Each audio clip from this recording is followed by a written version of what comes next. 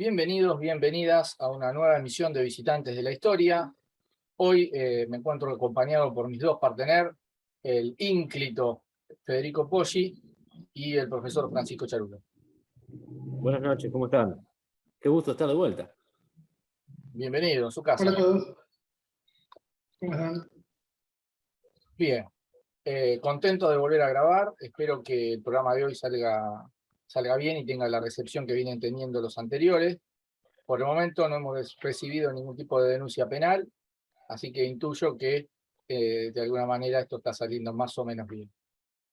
Como podrán ver en el título del video, el programa de hoy va a versar sobre esta dualidad que presentan muchos historiadores de la religión, que es lo sagrado y lo profano.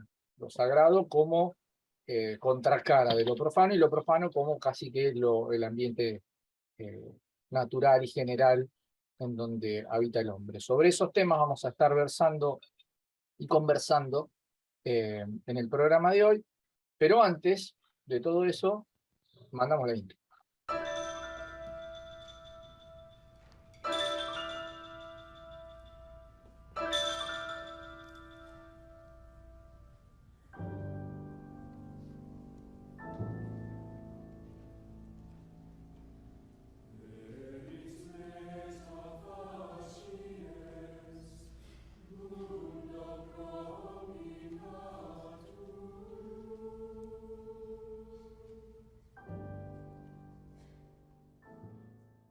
¿Por dónde se puede empezar a hablar de lo sagrado y lo profano?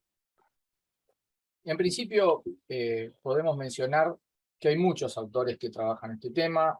Lo que nosotros vamos a abordar es un recodo, un espacio de investigación, con el objetivo de generar algunos disparadores, algunas líneas de pensamiento para poder seguir ahondando en este tema que es tan relevante, o por lo menos para nosotros es tan interesante, y que sirve como herramienta también para pensar y para analizar la mitología, las religiones, la historia. De manera que es transversal a casi todo lo que venimos charlando en Visitantes, y por qué no, en nuestro spin-off de Marginalia. Uno de los autores por ahí más conocidos y que a nosotros nos interesa traer a la mesa es Mircea Eliade. Eliade escribió un librito que se llama precisamente Lo Sagrado y lo Profano, donde un poco discute y continúa pensando en la misma línea que Rudolf Otto, ¿no? Ese pensador, historiador alemán, que para 1917 escribió Lo Sagrado. Eliade es un pensador que tiene más que ver con la historia de las religiones, y por ahí Otto estudia este fenómeno, pero lo estudia más desde la experiencia religiosa. Entonces se separa un poco del pensamiento religioso en sí, de la construcción, digamos, religiosa, que es donde por ahí Eliade más se mete, porque hace esa cuestión de religiones comparadas y trabaja en el análisis de conceptos que él plantea son o subyacen a todas estas culturas, a todas estas civilizaciones, porque, y esto es a título personal, corríjanme, pero Eliade plantea como que esta cuestión de lo sagrado es parte inherente de la naturaleza humana.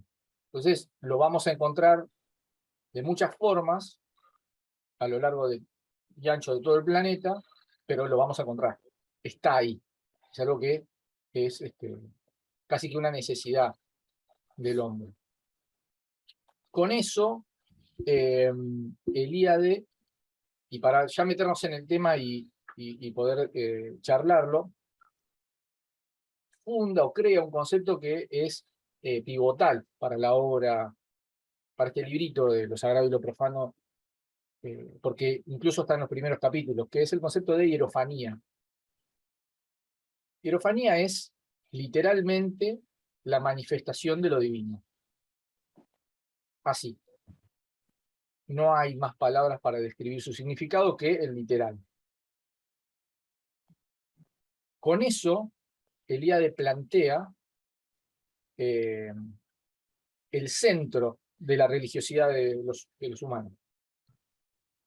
Y dice que el humano conoce de la existencia de lo sagrado porque esto se manifiesta.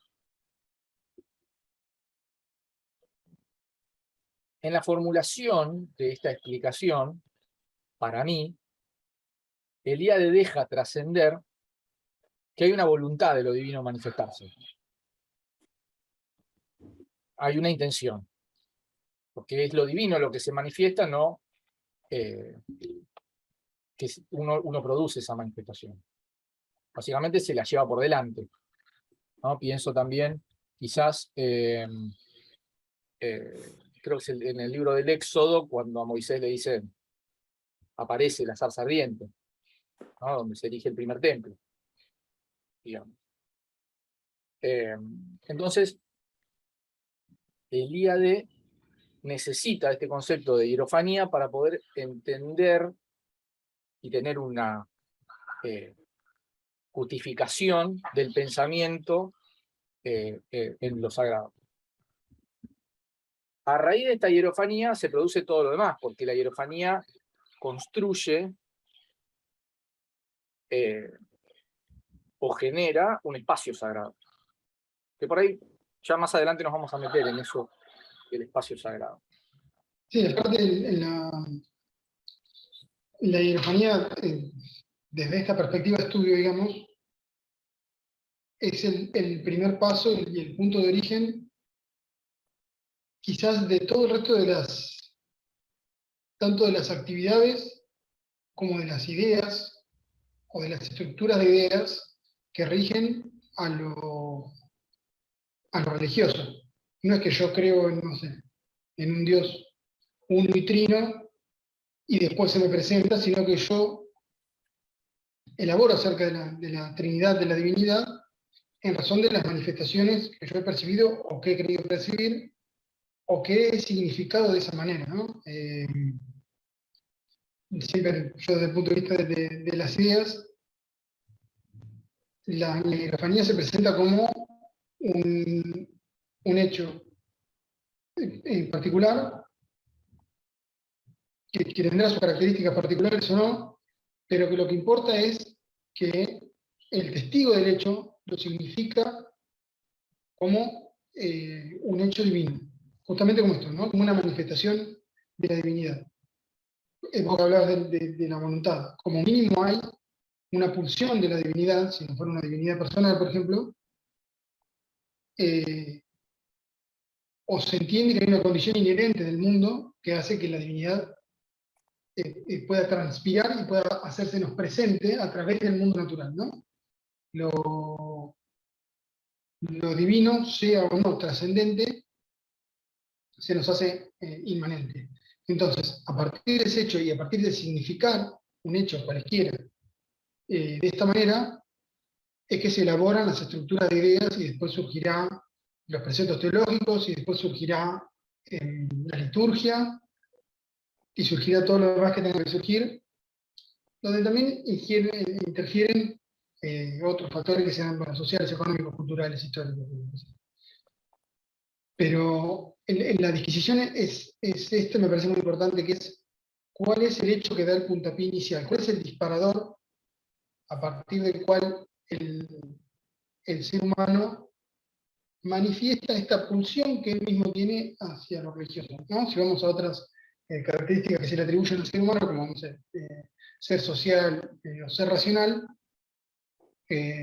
o este concepto, ¿no? de ser el único animal que juega, ¿no? La idea del texto Homo ludens, o incluso la vieja idea aristotélica del ser humano como el único animal que puede reír, en el sentido de que puede encontrar lo gracioso en un relato, es decir, puede significar una metáfora como algo humorístico. Como bien decías vos, lo religioso se termina transformando en algo, o terminamos reconociéndolo como algo inherentemente humano. No es algo que podemos hacer, sino que es algo que brota de nosotros. Y por esto significamos estos hechos de esta manera y después iremos a partir de ahí construyendo la religiosidad, ¿no? Tal cual, tal cual. Continuando con eso, con esta explicación de la relevancia, las implicancias que tiene lo sagrado, Eliade hace una mención en tanto que lo sagrado se manifiesta en lo profano, pero se muestra como algo absolutamente diferente a eso profano. Ahora, él pone el ejemplo de un árbol sagrado o una piedra sagrada. Sigue siendo una piedra, pero él plantea creo que le dice gansadere, eso completamente diferente, como algo que el lenguaje no puede explicar directamente. Y que para mí tiene que ver, de alguna manera, con la experimentación de eso sagrado, de alguna manera, o directamente, a través de los sentidos. Entonces, hay una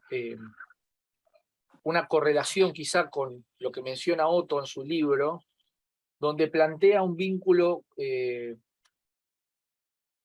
digamos, de lo sagrado con lo irracional, en función de la limitación que hay de poder ponerlo en palabras. Incluso está lleno de textos considerados sagrados que hablan en un lenguaje cifrado, que hablan en un lenguaje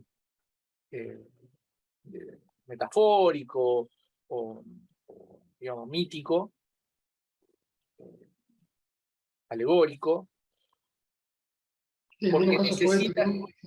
necesita de esas herramientas para poder de alguna manera transmitir.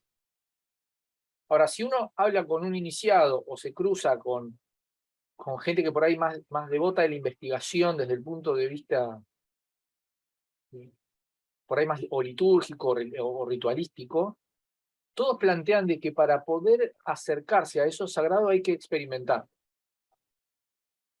Las prácticas de iniciación al cristianismo o a cualquier otra cultura a la que podamos acceder necesita de una especie de transmisión que se vuelve de alguna manera experiencial.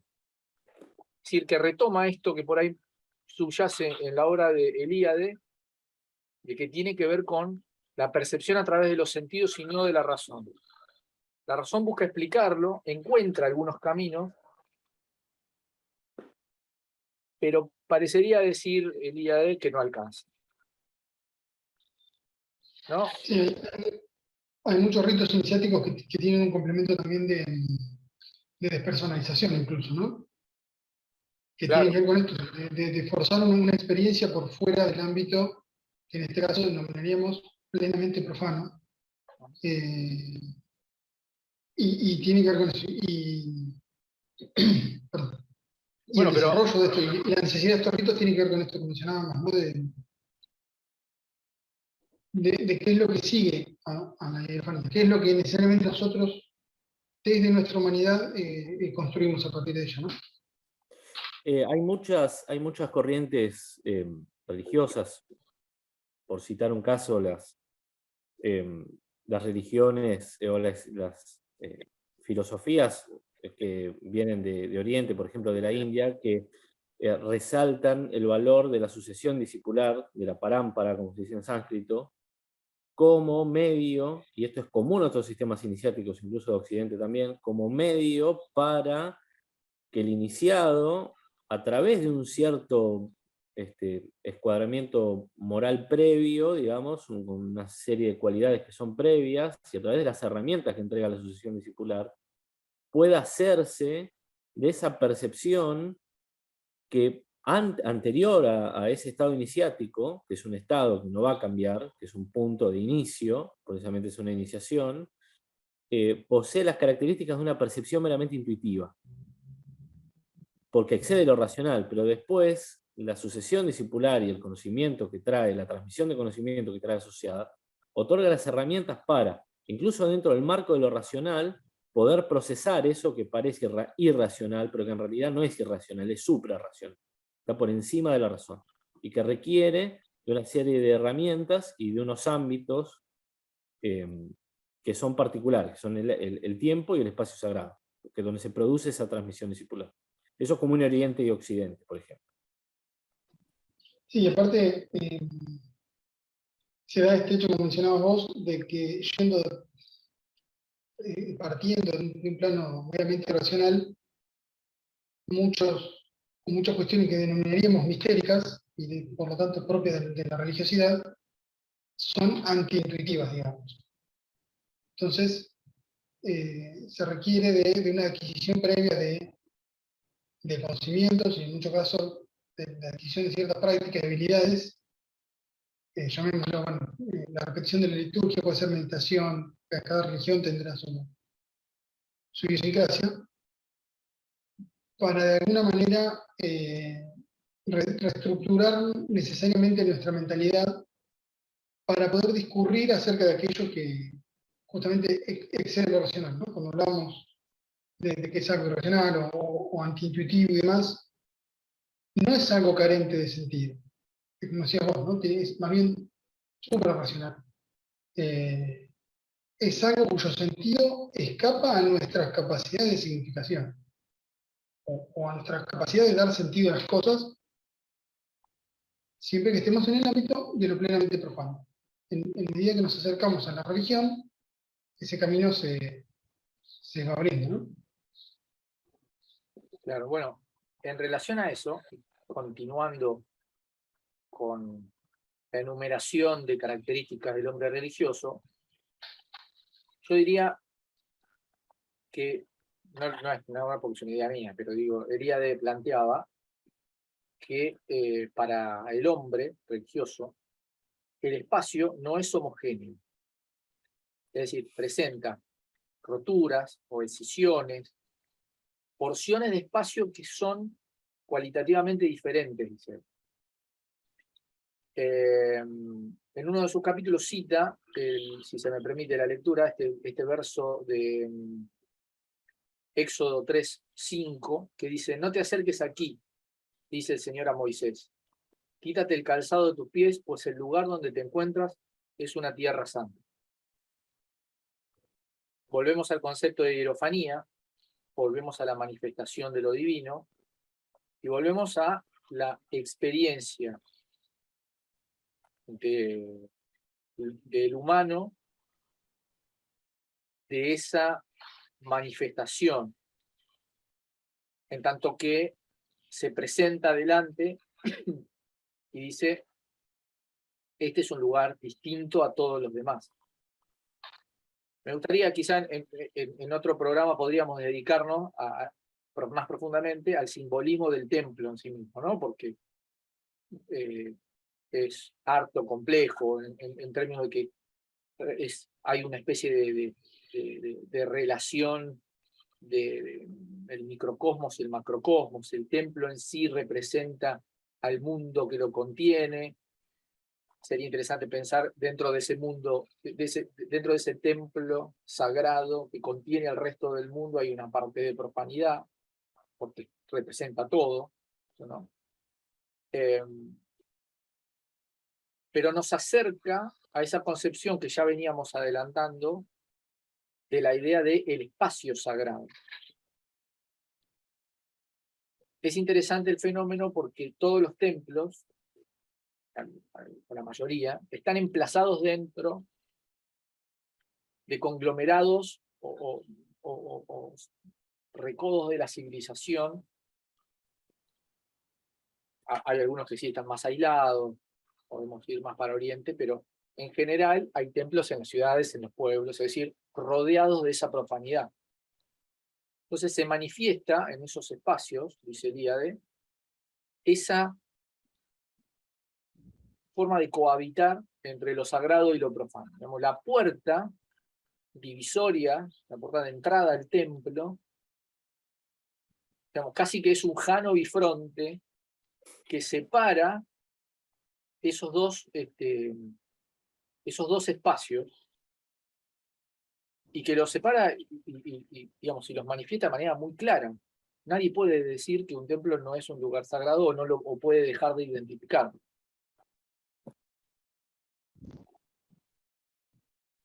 En este sentido, es donde el IAD hace hincapié en esto que también hablábamos antes, de la cuestión que es transversal a la especie, ¿no? A la naturaleza humana, porque él plantea que aún para el profano, o el hombre no religioso, hay lugares santos. Tema que también podríamos analizar, ¿no? La santificación de actos y de espacios profanos, ¿no? Que hacen que en la actualidad tengamos eso medio difuminado, ¿no? Para un hincha de fútbol, un templo sagrado es su estadio, y digamos, en términos antropológicos, sociológicos, no sé, teológicos, no puede serlo. Pero sin embargo está esa concepción dentro de ese hombre no religioso o hombre profano. Puede ser la casa donde uno se crió, la niñez, o no sé, y jugó a la pelota por primera vez, un lugar donde se fue de vacaciones. Tiene eso de intangibilidad o de experimentación que lo acerca a ese fenómeno de alguna manera, o sucintamente lo acerca, pero que le genera a esa persona la fervorosa creencia de estar ante lo sagrado. Hay un concepto ahí que me parece interesante, que es manifiesto tanto en el hombre religioso como en el no religioso, y que predispone a ambos a una hierofanía, que lo tocaste vos, que cuando hablas de la puerta del templo que separa dos instancias, ¿no? Que es el concepto del ámbito sagrado, Claro. esa conjunción de un tiempo y un espacio, de una serie de circunstancias que hacen de un lugar que en tanto sagrado, si entendemos lo sagrado como un medio para lograr el contacto con lo trascendente, funciona al mismo nivel. Y hay maneras de trasladar esa noción del ámbito sagrado desde el plano simbólico hacia todos los quehaceres de la cultura, y que hace que permanezca, que sea algo patente a todos, aunque uno vea una imagen y nunca haya transitado un templo determinado, lo pueda reconocer como tal. Y si hay un compendio simbólico de carácter prácticamente universal dentro de la cultura, sobre todo la cultura, digamos, occidental, porque digamos, se masificó entre el gran público en Occidente, es el tarot, sin duda. Y hay una serie de arcanos que nos van a delimitar el concepto del ámbito sagrado, el del ámbito profano también, y del iniciado, ahí estamos viendo la pantalla, y de aquel iniciado, de aquel buscador que ha sabido moverse entre esos dos ámbitos y realmente obtener un usufructo trascendental de ambos. Ahí en la pantalla estamos viendo el segundo arcano mayor del tarot, que es la sacerdotisa, está en inglés, y ahí tenemos precisamente graficado a nivel simbólico y arquetípico esa instancia liminar entre lo sagrado y lo profano. El personaje es sin duda una hierofante, o sea, una iniciadora, alguien que puede acceder al templo, pero la vemos ahí en una instancia liminar, porque está en el medio de esas columnas conocidas dentro del mundo del simbolismo, que no vamos a entrar ahora porque es tema como para otro programa, pero que están presentes en las entradas de muchos templos. Cualquier gran templo de cualquier gran religión que vayamos, vamos a ver dentro de su bagaje simbólico estas columnas de la entrada. Este personaje funciona como medio, por eso también la sacerdotisa es un símbolo del subconsciente humano, de un medio entre dos estados particulares. Uno profano, que es aquel desde el cual nosotros miramos las cartas, y otro sagrado que está detrás de ese cortinado. En esa instancia, ella funciona como un medio, este personaje, para hacernos acceder a esa sustancia trascendente que está más allá del mero alcance de los sentidos ordinarios con los cuales nos movemos en el mundo profano. Después, saliendo de la representación del ámbito sagrado, tenemos, por el contrario, el ámbito profano, que lo vamos a encontrar graficado en este mazo, que no lo dije, este mazo de tarot es el que ha diseñado Edward White junto con Pamela Colman Smith, que es conocido como Rider White. Esta es una versión más coloreada, elegí esta porque se ve un poco mejor que la versión original. Y en el 5 de oro, que es uno de los arcanos menores, así lo podemos ver, que lo tenemos, está representado precisamente, los personajes que vemos ahí son dos profanos, ¿no? Dos profanum, están fuera del templo. Nos figuramos que lo que vemos ahí, vemos una ventana grande que parece un vitral, es el exterior de un templo. Y están en un ambiente y en una situación en las cuales cualquier trascendentalista reconocería, trascendentalista como lo era el mismo White y como lo era la misma Pamela Colman Smith, que eran dos iniciados, como vería un trascendentalista al mundo profano, al mundo material, dirían ellos, que es un ambiente agreste, el cual no es nuestro medio ambiente, nuestro ámbito natural, por ser el ser humano, digamos, según la concepción trascendentalista, de origen o de raigambre espiritual. Entonces los vemos acosados por los factores que hacen del mundo material un mundo, o el mundo profano, un mundo agreste, ¿no? Los vemos casi atacados por dos de las tres tapas traya, que son las tres miserias que se hablan en la filosofía del yoga, ¿no? Las que vienen de la mente y del cuerpo, y las infligidas por factores naturales sobre los que uno no tiene control. Parece estar abandonado, se parece estar buscando en un ámbito incorrecto, por desconocimiento quizá, esa hierofanía. Vemos uno de los personajes que mira hacia arriba como buscando esa mínima revelación que les haga encontrar la puerta del templo que les podría dar amparo. Ahora bien, entre estos dos ámbitos hay un personaje particular dentro del bagaje simbólico del tarot y de la cultura en general, de las culturas en general, que es el del hombre sabio, es el del iniciado. En este caso, lo vemos ahí, es el eremita, que es el arquetipo del hombre que se ha sacralizado. El eremita, por ser un hombre como cualquier otro, no puede evadirse del mundo material de una manera completa, pero sí elige reducir el contacto con el mundo profano, aislándose, separándose y practicando una serie de austeridades que se llaman en sánscrito, ya que hablábamos de sánscrito hoy, las tapasias, ¿no? Que son una serie de austeridades que van a reducir su contacto con la mecánica profana del mundo material. Y le van a permitir, buscando en ese aislamiento, generar y generando, como lo hace por ese aislamiento, su propio espacio sagrado, que es su construcción, y su propio tiempo sagrado, que no está medido por las contingencias de la vida profana, va a lograr, básicamente, como lo diría un trascendentalista, resolver las paradojas, las aparentes paradojas de la vida material, que ahí vemos en la lámpara que lleva, que es la luz de esas recolecciones que ha logrado en el aislamiento, que tiene una estrella de 6 puntas, que es la unión de los contrarios, ¿no?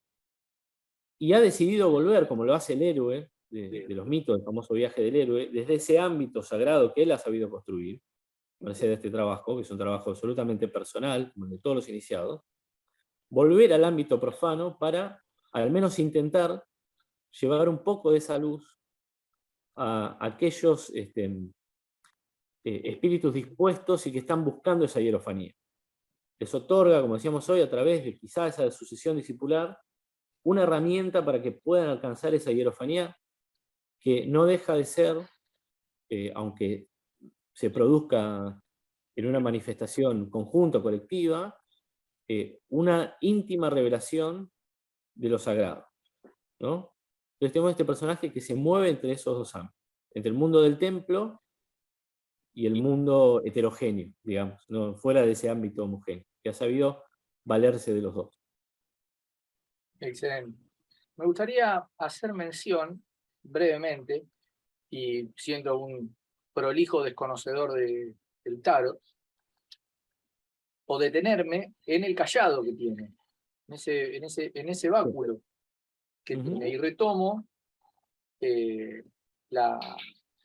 algunos conceptos de Elíade cuando habla del axis mundi, Exactamente. ¿no? Sí. El axis mundi es ese eje del mundo que conecta lo material y lo espiritual, lo sagrado y lo profano. Lo que es arriba es abajo, diría un hermetista.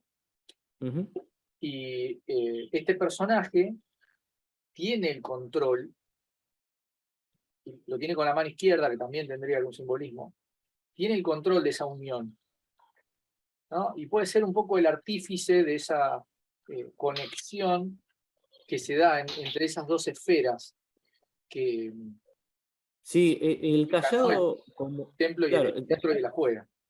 El callado como axis mundi es un concepto y un instrumento, una herramienta que está presente en los iniciados de todas las culturas. Sin ir más lejos, tenemos el callado de los arzobispos, por ejemplo, que tiene la forma de una arteria que tenemos en el corazón, precisamente hace la misma vueltita el callado del arzobispo. Eso es muy curioso, ya que hablamos del microcosmos y el macrocosmos, eso es algo interesante, y a mí me recuerda esta versión del ermitaño que hace Pamela Colson Smith para el mazo de White, a un sannyasi, a un yogi renunciante, que una de las únicas 3 pertenencias que tienen, porque tienen 2 túnicas como pertenencia, y la tercera es precisamente un cayado, que es lo que los distingue del resto de los monjes, ¿no? Es el único habilitado para establecer, mediante esa herramienta simbólica, esa unión entre lo trascendente y lo profano. Es el único que lo puede portar. Eso es algo que me parece que es también muy interesante. Bueno, y ahora vemos en pantalla las 3 hermosas cartas que el Ínclito Poggi nos trajo del mazo de White y Colman Smith, que son un ejemplo. Podríamos dedicar en algún momento un poco más a los diferentes mazos y a las diferentes implicancias, porque está lleno de charlatanes, pero también está lleno de reversiones serias de lo que es el tarot y la tradición simbólica que trae consigo. Continuando un poco y volviendo a pensar en esta cuestión del espacio sagrado, decíamos que Elíade plantea directamente que para el hombre religioso el espacio no es homogéneo y que están estas escisiones, estas particularidades que generan a través de una hierofanía un espacio sagrado. Bueno, Elíade dice que para el hombre religioso el tiempo tampoco es homogéneo ni continuo, que no es una distinción menor. Digamos, el tiempo sagrado funciona de una manera particular, los intervalos del tiempo sagrado funcionan de una manera particular, ¿no? Uno de los ejemplos que cita el autor, y que para mí son de los más gráficos porque en el mundo profano los vemos constantemente presentes, son las fiestas de fin de año. La fiesta de fin de año se da en un momento, obviamente con anclaje astronómico, podemos ahondar en esas cuestiones, pero se da en un momento y se ejecuta de una manera particular. Esto necesariamente nos hace por lo menos nombrar la cuestión del ritual y del rito. ¿Por qué digo esto?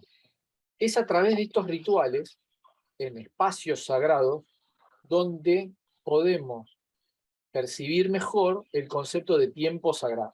Es decir, un tiempo que está escindido del tiempo profano, ¿no?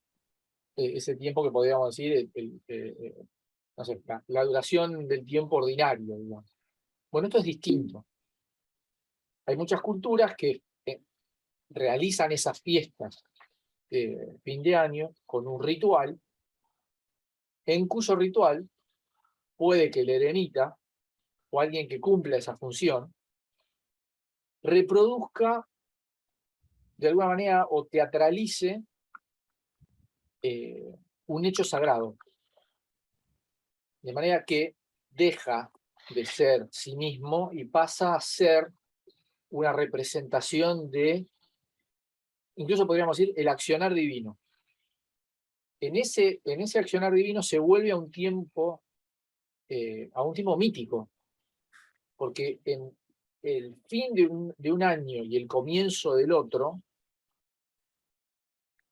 digamos, está la destrucción y el fin de algo y la generación de eso nuevo.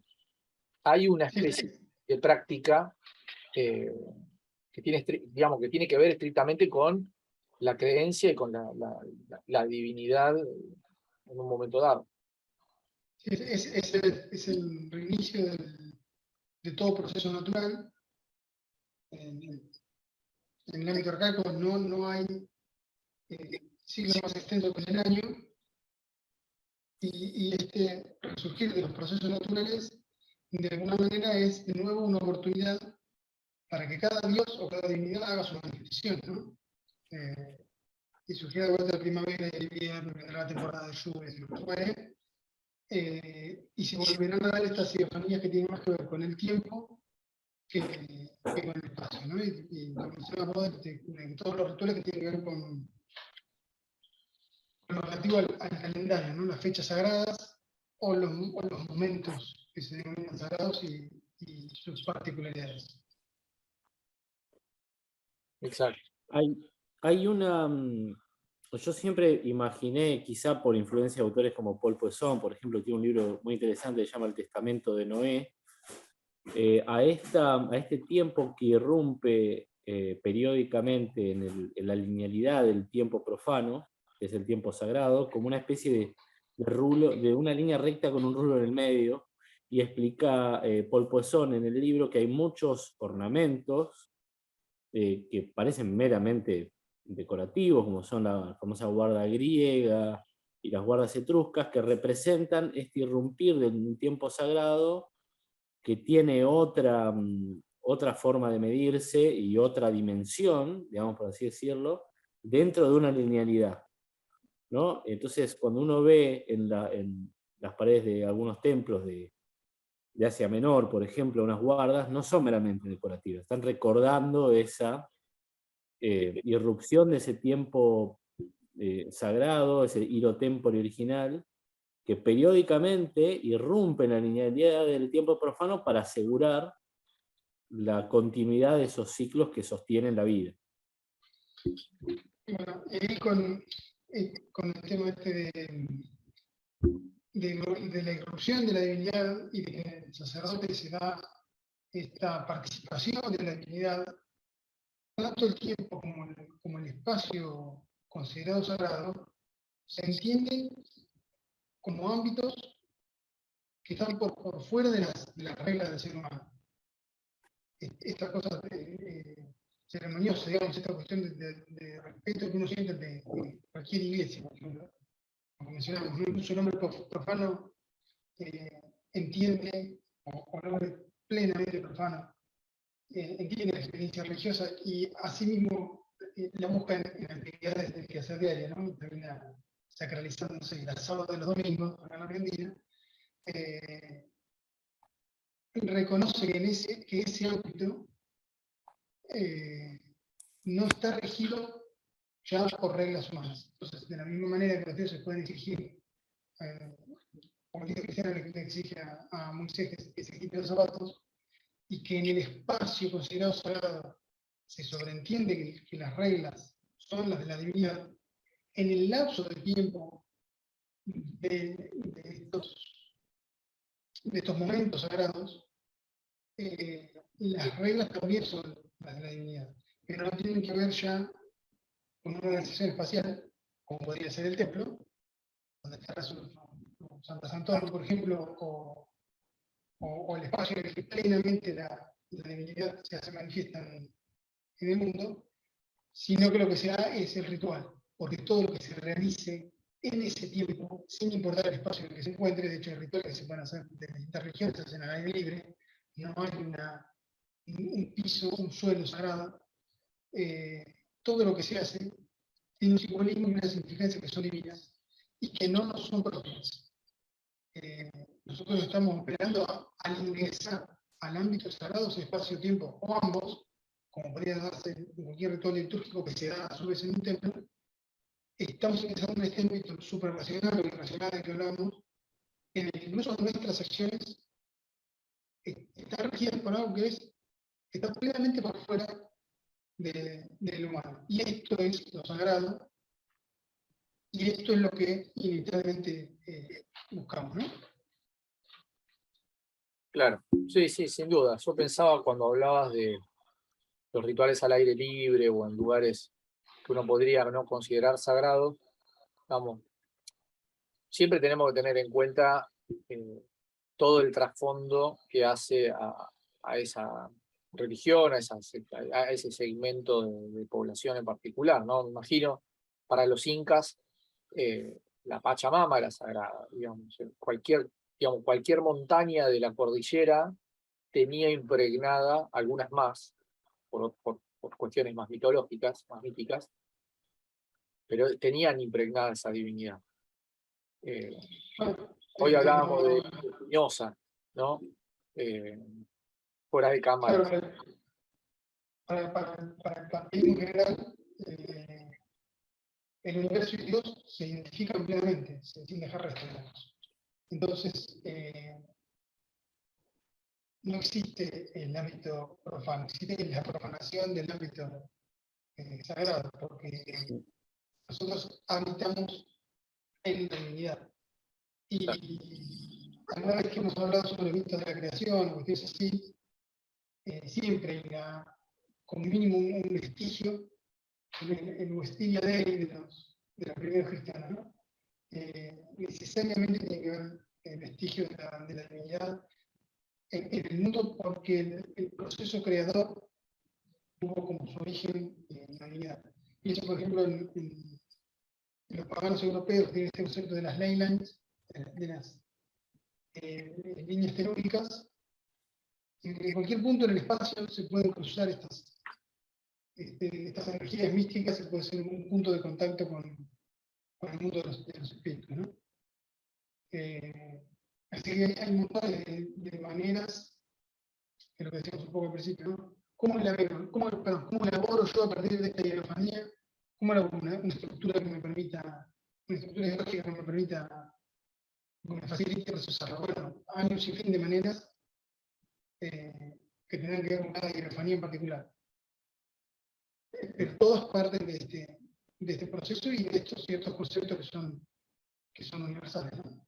Sin importar la cultura, y creo que se entiende justamente esta necesidad que el ser humano tiene de tender hacia lo sagrado. Todos buscamos ser el sabio, el mago de la ermita. Lo encontramos donde podemos, pero la pulsión la tenemos como tenemos la pulsión racional o otras que no son inherentemente propias. Excelente, creo que cierra con un moñito el programa de hoy. Tocamos ahí lateralmente toda esta cuestión de lo ritualístico, lo litúrgico, que es sumamente importante porque termina también de explicar todo este fenómeno y toda esta distinción entre lo sagrado y lo profano. Si tienen interés o tienen ganas de que hablemos de esos temas, nos dejan un comentario en la cajita de acá abajo y bueno, nos meteremos por aquellos lados. Yo pensaba, uno, porque está impregnado de la cultura occidental y acá en América Latina, en Argentina, por ahí es lo que más fácil uno accede, ¿no? Pero pensaba el rol, ¿no? Casi que teatral de una misa, ¿no? Por ejemplo, donde se actúa esa última cena y donde en algún momento o en algún punto el que va como feligrés deja de serlo, en esos términos, y toda esa secuencia se remonta a ese momento sagrado de la última cena, ¿no? De la mítica última cena. Pero fíjate cómo seguimos sacralizando cosas que en su origen son plenamente humanas, como el hecho de compartir la comida, que para un animal social, y antes que eso, Tal cual. para un mamífero que vive de ganadas, necesariamente tiene un valor que está entre los máximos que se pueden asignar, ¿no? Sí, sí, claro. Bien, creo que estamos en tiempo. No sé si tienen alguna consideración más para hacer, algún cierre, una opinión. Yo creo que deberíamos, como hicimos en muchos episodios, dar alguna recomendación bibliográfica para Me que parece muy bien. nuestros escuchas y podcast videntes puedan continuar con sus indagaciones en el tema. Yo sí voy a recomendar hoy un libro que me gusta mucho, que es este, que se llama, va a salir al revés, pero es Jung y el Tarot, de Sally Nichols, que fue una de sus discípulas. Tiene el prólogo de Enrique Genasi, que es un tarólogo muy conocido. Y para todo lo que sea indagación simbólica también, de lo que hace a lo sagrado y a lo profano en relación al tarot, que lo tocamos hoy lateralmente, que vamos a hablar en otro episodio seguramente con más detalle. También recomendar autores como Rachel Pollack, por ejemplo, o Vincent Pitilli, que los pueden ubicar aquí en YouTube. Así que bueno, esas son las recomendaciones de hoy, además de, obviamente, lo sagrado y lo profano. Sí. ¿No? Yo voy a mostrar las ediciones que tengo acá a mano, que es esta. Primero Lo Sagrado de Rudolf Otto y el librito de Lo Sagrado y lo Profano de Ilíade, que también recomiendo fervientemente, porque son libros interesantes como para arrancar a investigar, ¿no? No son los únicos. Siempre que se piensa en estas cuestiones, los caminos son prácticamente infinitos. Hay tantas versiones como acepciones de lo sagrado. Pero bueno, creo que hasta acá una pequeña idea, una porción de análisis hemos dado. La idea obviamente es que nosotros, someramente damos algunas ideas y que nos refuten, porque qué gracia tiene tener razón todo el tiempo, o alguna vez siquiera. Lo interesante es ser refutado, y en ese ejercicio de ser refutado y tratar de sostener la postura, aprenderemos todos. Un poco el objetivo, ¿no? Aprender. Creo que estamos, obviamente, si les gustó el video, recomiéndenlo, pásenselo a sus amigos, a sus enemigos si no les gustó, pero pásenlo. Denle al botón de suscribir, a la campanita, si se van enterando a medida que subimos videos. Y nada, la caja de comentarios está para lo que ustedes deseen. Sin más, creo que nos podemos, bien decía, nos podemos retirar. Les agradezco a Fede Poggi y a Francisco Chorro que me hayan acompañado en la noche de hoy. Digo noche porque estamos grabando de noche. ¿No? Después véanlo cuando ustedes quieran. Mi nombre es Juan Rosadilla, esto fue Visitante de la Historia y nos vemos en el próximo video. Chao. Nos vemos la próxima.